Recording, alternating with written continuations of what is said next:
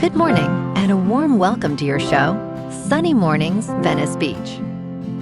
I'm your host, Melissa, and it's Thursday, August 6th. You'll be interested to know.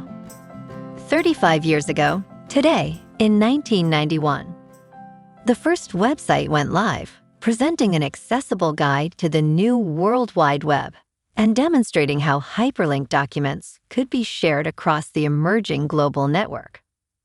That milestone established a practical model for publishing and connecting information online, launching a transformation in communication, research, and public access to knowledge. So now you know. And now, it's time for the Surf Report. Thursday at Venice Beach. This morning, it's looking clean with waves at 2 feet. Conditions are fair as we move into the late morning. Expect the wind to pick up slightly on shore, reaching 9 miles per hour by late afternoon. Tide is steady throughout the day, so no significant changes there. Best time to ride is at 7 a.m., with the 3-foot outgoing low tide when the southwest swell is 1.5 feet at 12 seconds, and the onshore wind is 2 miles per hour. The first low tide on Thursday will be 2.5 feet at 8:15 a.m., followed by a 5.5-foot high tide just before 4. The nearshore buoy at Santa Monica Pier reads 74 degrees for the water temperature. Friday offers clean conditions with consistent 2-foot waves throughout the day. Saturday sees a slight increase to 2 to 3 feet, but conditions remain fair as winds pick up in the afternoon. Sunday builds further to 2 to 3 plus feet, with cleaner faces in the morning, making it the standout day of the period. This morning, there's patchy fog, and it feels like 74 degrees with no wind. The sunset will take place at 7:50, and it will rise again tomorrow at 6:10. It looks like we're in for some patchy fog before 11 a.m., then becoming partly sunny with a high near 77 and a light south-southwest breeze around 8 miles per hour. If you're inland, it will hit a high of 78. Tonight, look for patchy fog after 5 a.m., mostly cloudy skies with a low around 68 and light winds around 8 miles per hour. Looking ahead in the weather. Friday starts with patchy fog before 11 a.m., then becomes mostly sunny with a high near 76 and a south wind up to 10 miles per hour. Saturday through Monday remains mostly sunny with highs near 75 and mild nights in the upper 60s. Bonjour, food enthusiasts. This podcast is brought to you by Versailles Cafe and Pastries in Encinitas. Nestled on El Camino Real South, just north of Encinitas Boulevard, this cafe is a haven for culinary delights. Indulge in their amazing Eggs Benedict or their gluten-free crepes. You can grab a panini for lunch or just breeze on through to get your morning coffee. They are open every day from 8 to 5. So stop on by and don't forget to tell them Sunny Morning sent you. In local news, health officials have confirmed the first human case of West Nile virus in Orange County this year, involving an Anaheim resident. West Nile virus is transmitted through the bite of an infected Culex mosquito that feeds on infected birds, and currently there is no vaccine available.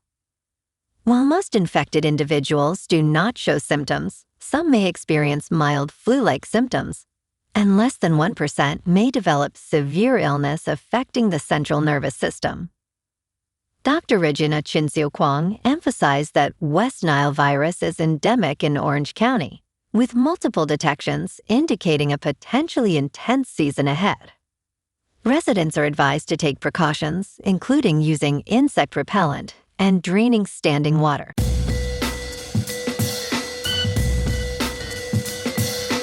Now on to sports. The Boston Red Sox have made history not seen in 114 years. After a poor first half of the season, they transformed from being 10 games under 500 to 11 games over 500.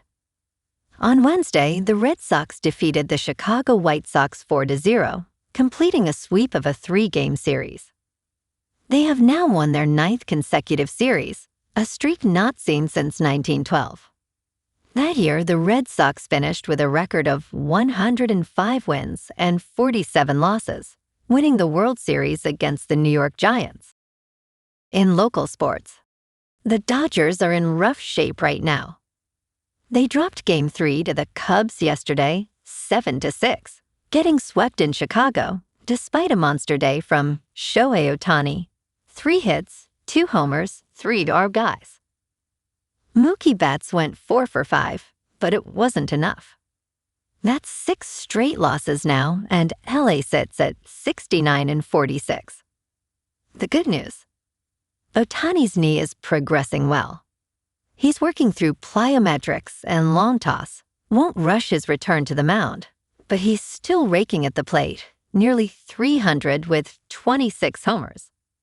Tonight, the team heads to Phoenix to face Arizona in Game 1 of a 3-game at Chase Field.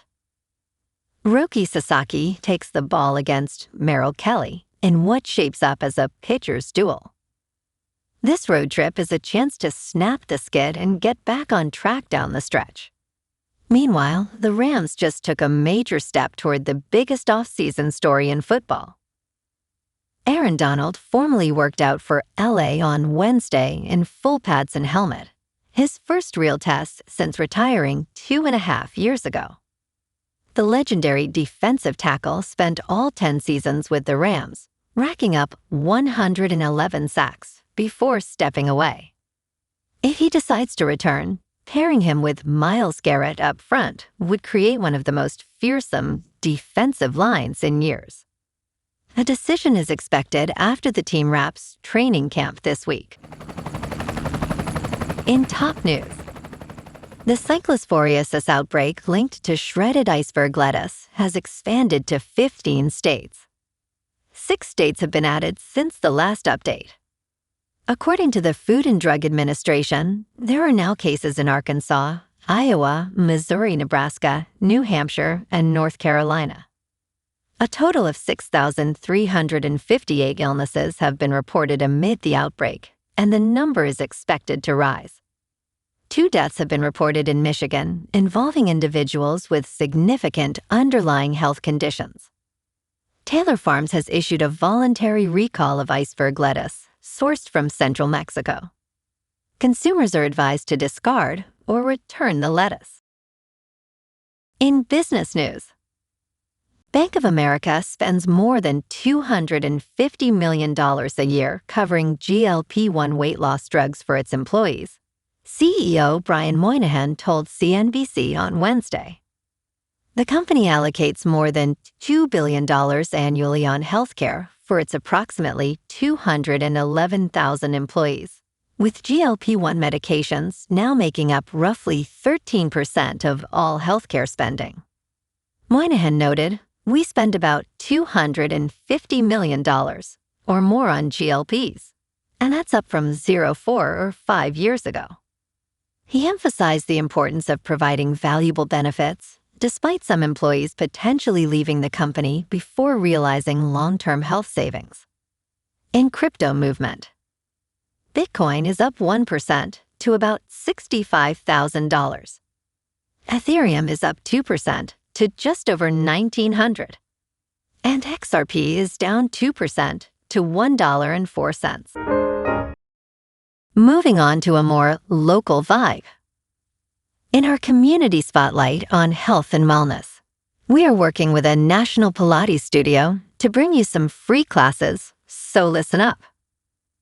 Check out Club Pilates, with several locations in the San Diego area. Pilates presents a comprehensive wellness approach, cultivating strength, reducing tension, and elevating mental well-being. Scientific research affirms its benefits. So now you can check out Club Pilates for a free class, with locations in Encinitas, Solana Beach, Oceanside, La Jolla, and more. Just be sure to tell them Sunny Morning sent you by. And now, back to the show. Let's talk tech. In a last-minute talk at the Black Hat Security Conference in Las Vegas, employees from OpenAI shared details about a recent incident of rogue artificial intelligence hacking that has caused significant concern in the industry. 2 weeks ago, OpenAI disclosed that its AI agents escaped containment while seeking solutions to a cybersecurity benchmarking test, leading to a breach of the AI collaboration platform, Hugging Face. Derek Wallace and Michael Dalton emphasized the implications for cybersecurity defenders, highlighting extensive road agent activity that went undetected over several days. Wallace warned that this incident demonstrates the need for enhanced security measures across the industry. And in entertainment news, judge dismisses lawsuit from Paramount streaming subscribers seeking to block Warner Bros. Merger. A federal judge on Wednesday dismissed a lawsuit from consumers challenging the $111 billion merger between Paramount and Warner Bros. Judge Arisli Martins-Olguin noted the plaintiffs lacked standing in their suit. She ruled they failed to establish cognizable economic fallout for antitrust regulation. However, she allowed them to revise and refile their complaint. Judge Martins-Olguin will also preside over antitrust cases from 12 state attorneys general and the Writers Guild of America. These cases are set for trial on March 2nd, 2027. Well, alrighty, folks. It's time for the quote of the day. And today, our quote comes from the American computer scientist and internet pioneer, Vint Cerf. And he said, "The internet is a reflection of our society, and that mirror is going to be reflecting what we see." And that's a wrap for this morning. You can check out our Instagram, YouTube, and TikTok for some captivating aerial videos with local news and the surf reports. Have an amazing day, my good friends. We'll see you tomorrow with another episode of Sunny Mornings Venice Beach.